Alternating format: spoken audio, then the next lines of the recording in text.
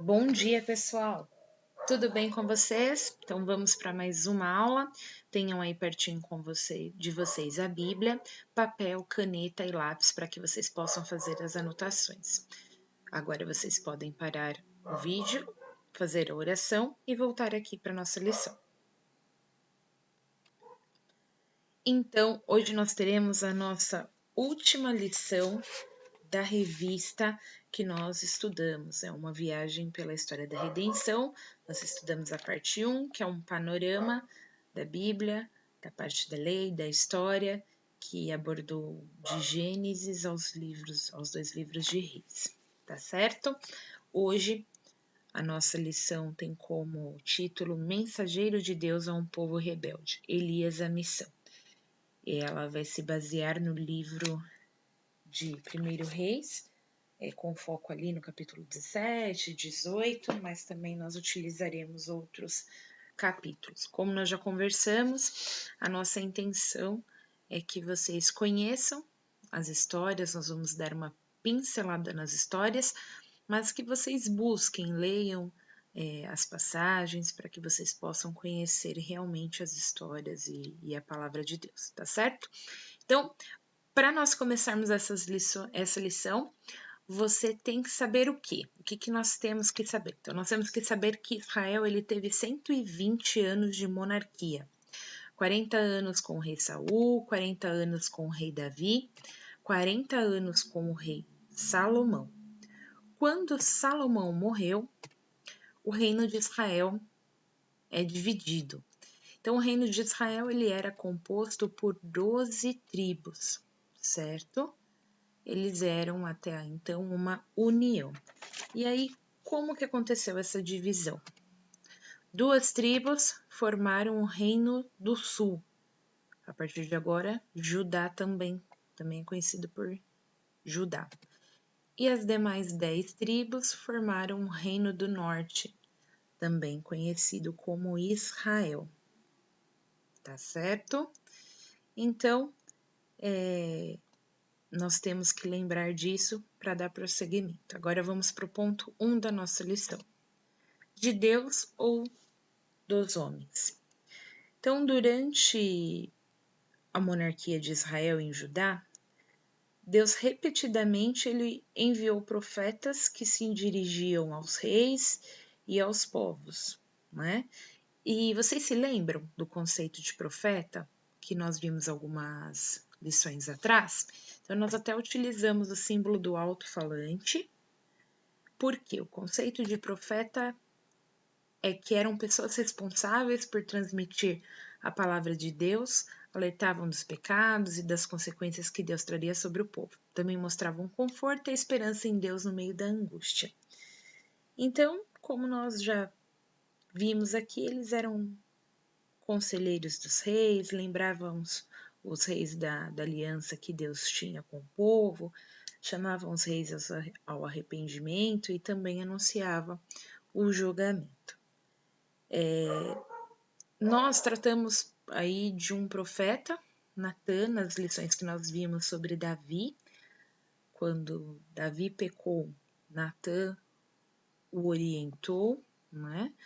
E também quando o filho de Davi cometeu um erro, foi o Natã também que alertou a mulher de Davi e Davi para esse erro.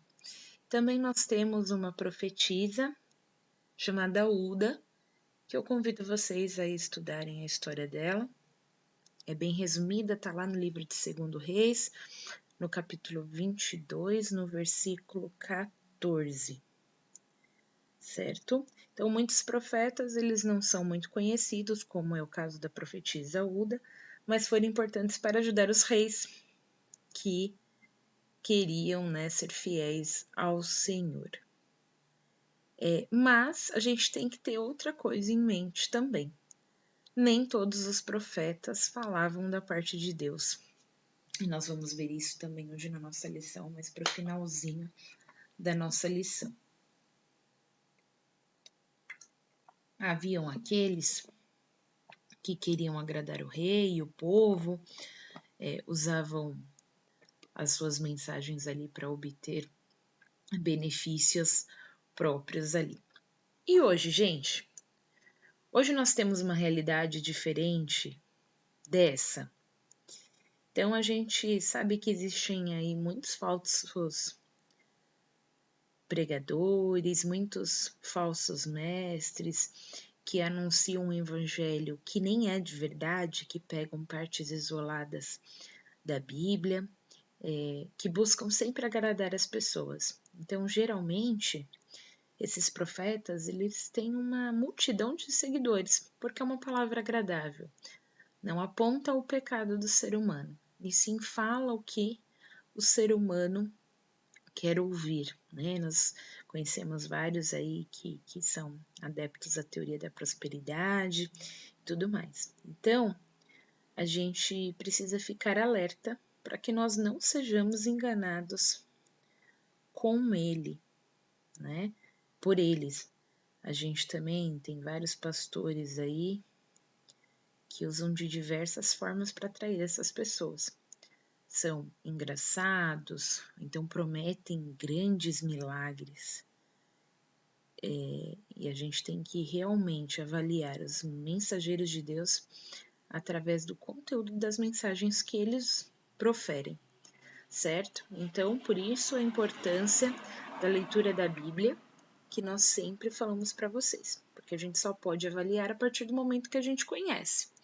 Se o que eu sei da palavra de Deus é somente aquilo que eu escuto, então eu não conheço realmente a palavra de Deus, tá certo? Então isso deve ser um ponto que nós devemos ter muito em nossas mentes, certo? Então vamos para o ponto 2, com o título de A Batalha Vai Começar. Bom a gente saber também, Elias, a história que nós estamos aqui começando, ela ocorreu no Reino Norte. E quem era rei era o rei Acabe. Nós vamos ver aqui para frente. Então, o Reino Norte ele durou 209 anos, teve 19 reis e nenhum deles andou com Deus. E Acabe, como eu já acabei de falar, era o rei deste momento que nós estamos vendo. E ele foi apelidado o pior rei de Israel. E Acabe foi casado com Jezabel, que nós vamos ver aqui, que Jezabel, ela era filha de um rei de Sidom e ela não foi uma boa auxiliadora. Então vamos ler dois textos aqui. Primeiro Reis 21, versículo 25 e 26. Porém, ninguém foi como Acabe, que se vendera para fazer o que era mal aos olhos do Senhor, porque Jezabel, sua mulher, o incitava. Então, olha aí, aqui confirma o que nós falamos ali, que ele não era, que ele era um rei mau, que ele era um rei ruim. E a Bíblia aponta que o fato desse reinado, né, um dos fatos desse reinado não ter sido agradável aos olhos de Deus, era o fato dele ser casado com Jezabel. E olha ali o que fala: fez grandes abominações, seguindo os ídolos, conforme tudo o que fizeram os amorreus, os quais o Senhor lançou fora da sua possessão de diante dos filhos de Israel. Agora o capítulo 18. Porque sucedeu que, destruindo Jezabel os profetas do Senhor, Obadias tomou 100 profetas e de 50 em 50 escondeu numa casa, e os sustentou-os com pão e água. Então, ela era uma mulher que ela era idólatra, ela implantou no reino de Acabe a adoração a Baal, ela também destruía, né, matava os profetas. Então, nós vemos que essa mulher ela acabou influenciando negativamente o reino de Acabe. Então, vamos começar. Nós vamos ler aí o capítulo 17, os primeiros versículos. Então Elias, o tisbita, dos moradores de Gileade, disse a Acabe: Vive o Senhor, Deus de Israel, perante cuja face estou, que nestes anos nem orvalho nem chuva haverá, senão segundo a minha palavra. Então Elias estava dizendo a Acabe, o rei, que não choveria naqueles dias, nem orvalho haveria. E por que Elias disse ali, senão segundo a minha palavra? Por que é importante ele estar falando, olha, eu dou a minha palavra que isso não vai acontecer? Nós vemos lá em Tiago que Elias, olha esse versículo, Tiago 5,17, Elias era um homem sujeito às mesmas paixões que nós e orando pediu que não chovesse e por 3 anos e 6 meses não choveu sobre a terra. Então Elias não falou da sua própria boca, ele não falou segundo o seu próprio coração. Ele se prostrou diante de Deus e por isso ele falou da parte de Deus.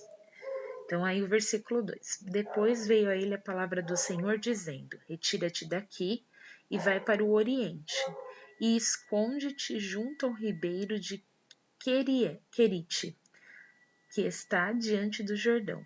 E há de ser que beberás do ribeiro, e eu tenho ordenado aos corvos que ali te sustente. Então, Deus pediu para que Elias saísse dali, se deslocasse, e ele seria mantido através de corvos. Foi, pois, e fez conforme a palavra do Senhor, porque foi e habitou junto ao ribeiro de Querite, que está diante do Jordão. E os corvos lhe traziam pão e carne pela manhã, como também pão e carne à noite, e bebia do ribeiro. E sucedeu que, passados dias, o ribeiro secou, porque não havia chuva na terra. Então veio a ele a palavra do Senhor, dizendo, levanta-te, vai para Sarepta, que é de Sidom, e habita ali. Eis que eu ordenei ali uma mulher viúva que te sustente. Então, Deus pediu que Elias saísse dali de próximo a Acabe e fosse para um ribeiro, e ali ele seria sustentado do ribeiro, né, do riozinho ali, daquela água, e os pássaros o alimentaria. Porém, como não choveu, esse rio secou, então ele ficou sem provisão. Então Deus deu uma segunda ordem, e aí nós vamos ver que nós teremos o primeiro round aí, que quando nosso título é A Batalha Vai Começar, então é o primeiro round. Então Deus mandou que ele fosse até a casa de uma mulher viúva e ele seria sustentado por ela. E aí a Bíblia continua. Então se levantou e foi a Sarepta, e chegando à porta da cidade, eis que estava ali uma mulher viúva, apanhando lenha. E ele a chamou e lhe disse, traze-me, peço-te, num vaso de um pouco de água que beba. E, indo ela a trazê-la, ele a chamou e lhe disse, traze-me agora também um bocado de pão na tua mão. Porém ela disse, vive o Senhor teu Deus, que nem um bolo tenho, senão somente um punhado de farinha numa panela e um pouco de azeite numa botija. E vês aqui que apanhei 2 cavacos e vou prepará-los para mim e para o meu filho, para que comamos e morramos. Então Deus enviou Elias para Sidom. Sidom é a terra de Jezabel, a mulher de Acabe, que a gente já viu ali, que ela não era uma pessoa nada boa. E nesse local a adoração a Baal prevalecia. Elias ficou hospedado, como a gente viu aí, na casa de uma viúva. Ele pediu a ela comida, mas ela já não tinha quase nada a oferecer. Então, a gente percebe aí que a mulher disse, vive o Senhor teu Deus. Então, ela já está falando ali do Deus de Elias e não de Baal, né? Que era o Deus que era daquele povo ali. Então, Elias, ele profetizou para essa mulher, ele disse para essa mulher que Deus supriria o alimento. tanto para ela, tanto para o filho dela. E lá em primeira Reis, deixa eu saber se eu coloquei aqui. Não coloquei, então eu vou ler para vocês no capítulo 17 também, no versículo 13 a 16, Elias ele profetiza. Então ele diz: Não temas, vai e faz o que eu disseste, mas primeiro faze dele para mim um bolo pequeno e traze-mo aqui de fora, depois para ti mesmo e para teu filho. Porque assim diz o Senhor, Deus de Israel: a farinha da tua panela não se acabará e o azeite da tua botija não faltará, até o dia em que o Senhor fizer chover sobre a terra. Foi ela e fez segundo a palavra de Elias. Assim comeram ele e a sua casa muitos dias. Da panela e da farinha não se acabou, e da botija o azeite não faltou, segundo a palavra do Senhor, por intermédio de Elias. Então Elias falou: Não, você não tem, mesmo assim vai lá com o pouco que você tem e faz primeiro um bolo para mim. Então essa mulher ela confiava na palavra de Elias, porque pensa bem, você é uma viúva e você tem um filho. E você deixaria de dar comida ao seu filho para dar comida a um estranho, né? Então nós vemos aí que essa mulher acreditou na palavra de Elias e confiou nas providências divinas, né? E olha, e a gente vê que nesse momento Baal ali, como diz o nosso título agora é primeiro round, Baal ele perdeu esse primeiro round. Então, porque a comida naquela casa não foi dada por Baal, mas pelo Senhor, né? Então existe apenas um Senhor, que é o nosso Deus, não somente ali no reino de Israel, mas também para o mundo inteiro. E aí nós vamos agora para um segundo round. Então nós vamos ler ainda no capítulo 17, do versículo 17 ao versículo 24.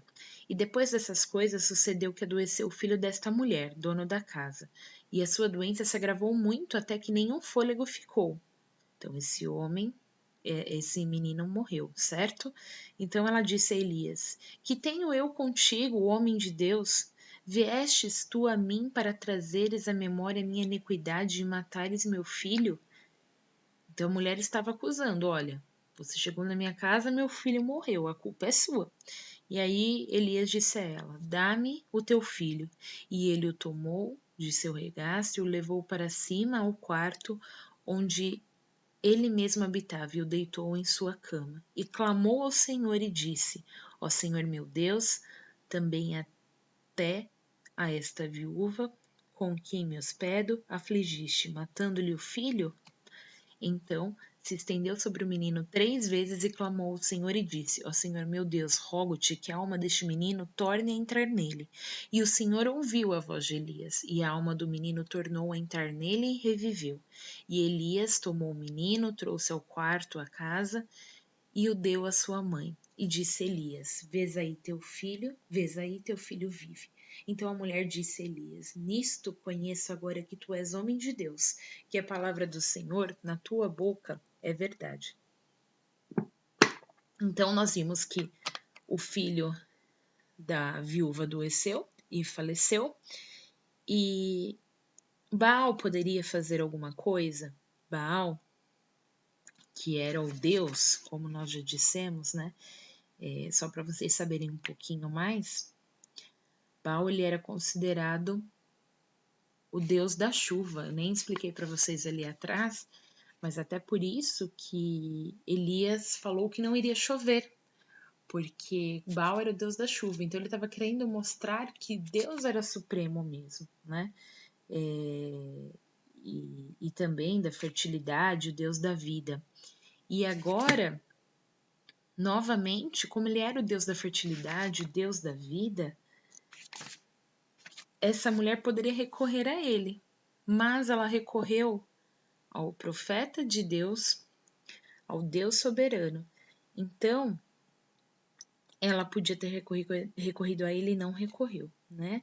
Ele não poderia ajudar, porque ele é um ídolo, fruto da imaginação e das mãos dos homens.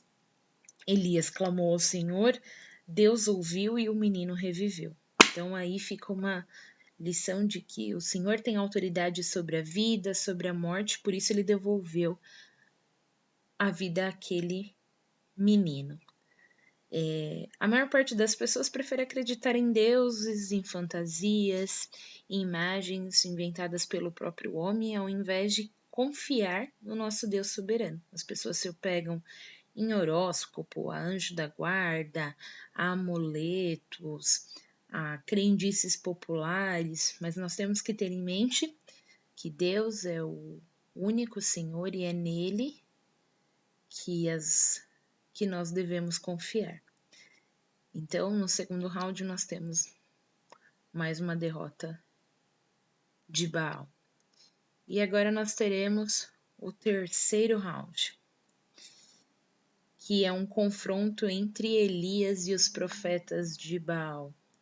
Que quando nós começamos a lição, nós falamos sobre falsos profetas. Então, aí no capítulo de 1 Reis 18, nós vimos que, se vocês lerem, nós vemos que o profeta retornou para Israel e se encontrou com os profetas de Baal no Monte de Carmelo. Então, vamos ler aqui.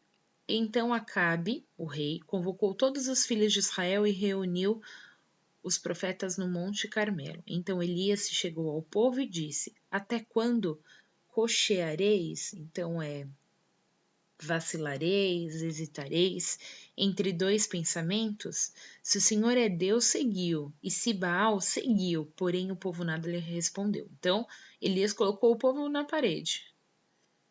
Em quem vocês acreditam? Em Deus ou em Baal? Então disse Elias ao povo: Só eu fiquei por profeta do Senhor, e os profetas de Baal são 450 homens. Deem-se-nos, pois, 2 bezerros, e eles escolham para si um dos bezerros, e o dividam em pedaços, e ponham sobre a lenha. Porém, não coloquem fogo. E eu preparei o outro bezerro, e eu porei sobre a lenha, e não colocarei fogo. Então invocarei o nome do vosso Deus, então invocai o nome do vosso Deus, os profetas de Baal, invocariam a Baal, e eu invocarei o nome do Senhor. E há de ser que Deus, o Deus que responder por meio de fogo, esse será Deus. E o povo respondeu dizendo: É boa esta palavra. Então, a gente vê aí mais uma parte, mais um confronto, né? Haviam algumas lendas sobre Baal que diziam que ele caminhava entre as nuvens com uma carruagem de fogo segurando um grande raio na mão. Então esse era o momento de Baal provar que era verdadeiro e que ele poderia usar essa carruagem, esse raio para queimar o holocausto ali que os profetas levariam. Elias ele deu todas as vantagens para seus adversários. Os profetas de Baal puderam escolher o novilho que seria oferecido, serem os primeiros a fazer o holocausto, usar a maior parte aí, né, do tempo, porque você pode ver no texto que fala que desde manhã até o meio-dia, e também eles eram em 450 e Elias era apenas 1. Vamos continuar a leitura. E sucedeu que ao meio-dia Elias zombava deles e dizia: Clamai em alta vozes, porque ele é um Deus. Pode ser que esteja falando, ou que tenha alguma coisa para fazer, ou que intente alguma viagem. Talvez esteja dormindo e despertará. E eles clamaram em altas vozes e se retalhavam com facas e com lancetas, conforme é o seu costume, até derramarem sangue sobre si. E sucedeu que, passado o meio-dia, profetizaram eles até a hora de se oferecer o sacrifício da tarde. Porém, não houve voz, nem resposta, nem atenção alguma. Então, Elias, ele ainda zombou. Falou, olha, o seu Deus fala mais alto, porque às vezes ele está viajando, dormindo, ele não é um Deus igual ao nosso, né? Onisciente, onipresente. Então, falem mais alto. E eles fizeram isso. Eles falaram alto, ficaram por muito tempo, se mutilaram, mas não houve nenhuma resposta e nem fogo no holocausto deles. Então, agora a vez de Elias havia chegado. Então, ele falou: bom, eu vou vencer essa batalha por Deus e não será de uma forma fácil. Olha o que ele fez.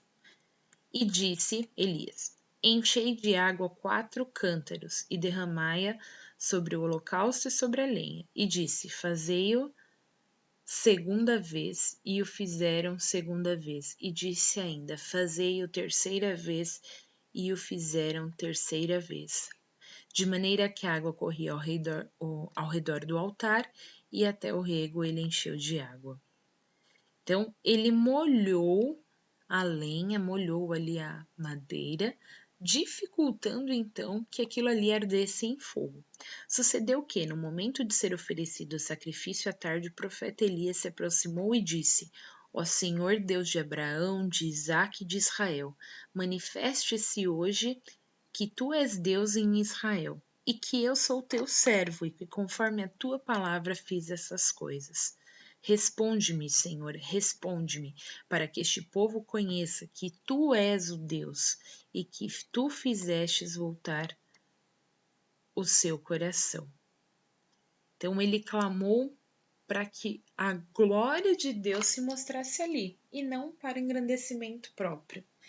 Olha a resposta. Então caiu fogo do Senhor e consumiu todo o holocausto e a lenha e as pedras e o pó, e ainda lambeu a água que estava no rego. Então nós vimos que, como eu já disse aqui, Elias não pediu aquilo para engrandecimento próprio, e sim para louvor e honra do nome de Deus.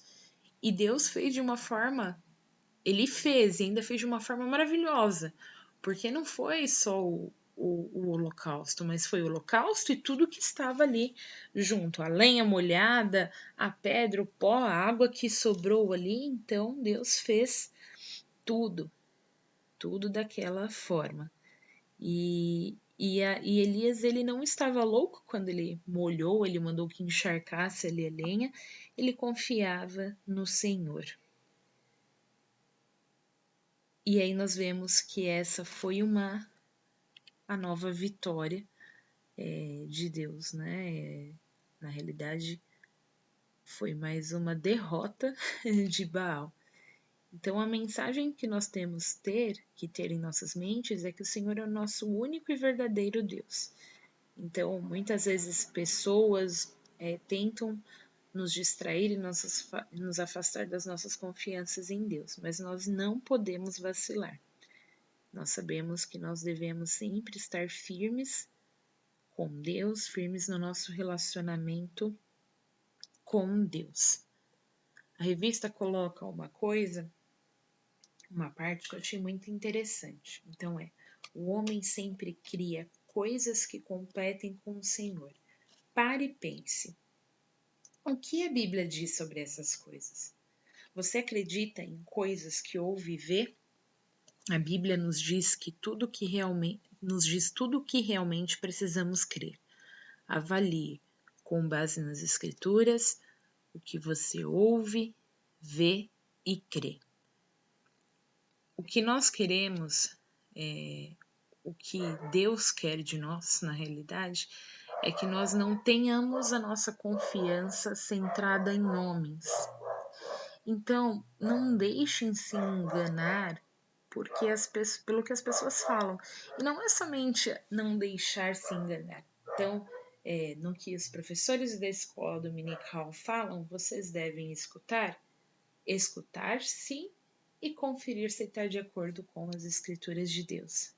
O que o pastor fala, sim, e verificar se está de acordo com as palavras de Deus. Os cânticos, os hinos que nós cantamos, antes de nós cantarmos, antes de nós entoarmos, nós devemos observar se eles estão de acordo com a palavra de Deus. Por quê? pastores podem errar, professores podem errar, nossos pais podem errar, cânticos podem errar, e atualmente é muito comum que errem, hinos podem errar. A única fonte que nós podemos confiar extremamente 100% que é atemporal é a Bíblia. E a Bíblia, porque nós sabemos que ela foi escrita por homens, mas inspirada por Deus, certo?